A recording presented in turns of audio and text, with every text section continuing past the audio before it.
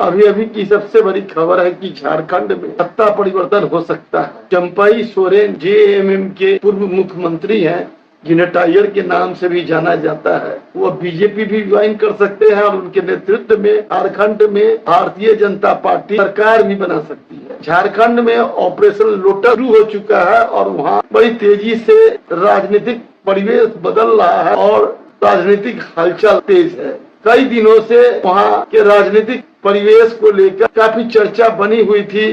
कयास लगाया जा रहा था कि झारखंड में कुछ बड़ा खेल हो सकता है और चंपाई सोरेन जो जेएमएम के पूर्व मुख्यमंत्री रहे हैं, कहा जाता है कि हेमंत सोरेन जो जेएमएम के अभी वर्तमान मुख्यमंत्री हैं, उनसे वो नाराज चल रहे थे। कहीं न कहीं सीएम पद से हटाए जाने का मलाल था। उनके साथ 2 विधायक भी हैं और उनकी बातचीत भाजपा के साथ चल रही थी।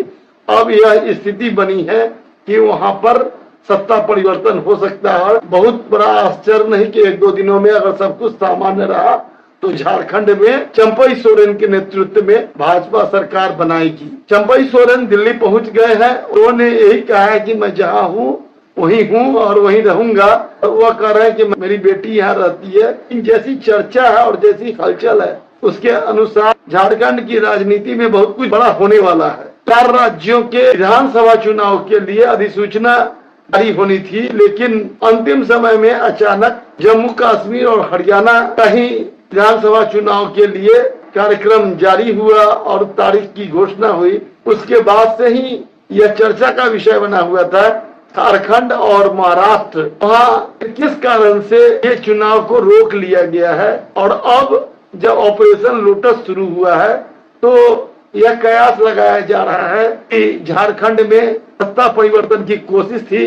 भाजपा की कोशिश होती है कि चुनाव से पहले हर राज्य में जहां जहां चुनाव हो रहे हैं वहां उनकी सरकार हो।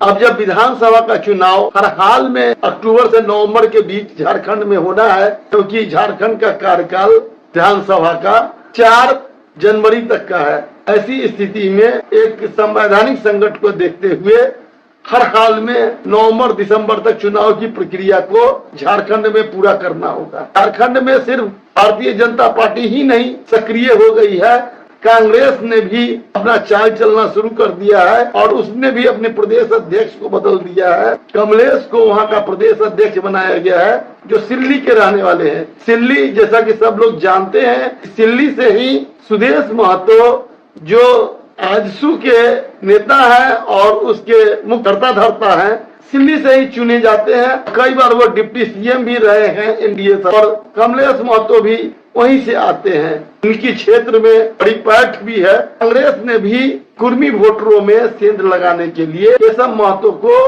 प्रदेश का अध्यक्ष बनाया है। नीतीश कुमार ने भी झारखंड में एक बड़ा दांव लगाया है। सरजुग राय जो भाजपा के किसी जमाने में बिहार और झारखंड के दावर नेता थे, पिछली बार उन्होंने भाजपा के जो तत्कालीन मुख्यमंत्री उसको जमशेदपुर से हराया था। उन्होंने अपनी एक पार्टी बनाई थी, लेकिन उस पार्टी का उन्होंने मर्जर कर लिया है जनता दल यूनाइटेड के साथ। जनता दल यूनाइटेड ज्वाइन भी कर, उनकी चर्चा है कि राज्यसभा भी वह जा सकते हैं। इस बीच कल संभव है कि बिहार में जनता दल यूनाइटेड के उम्मीदवार के तौर पर राज्यसभा के लिए अपना नामांकन भी दाखिल कर सकते हैं। तमाम लेटेस्ट खबरों को सबसे पहले देखने के लिए सब्सक्राइब करें डिजिटल न्यूज 20।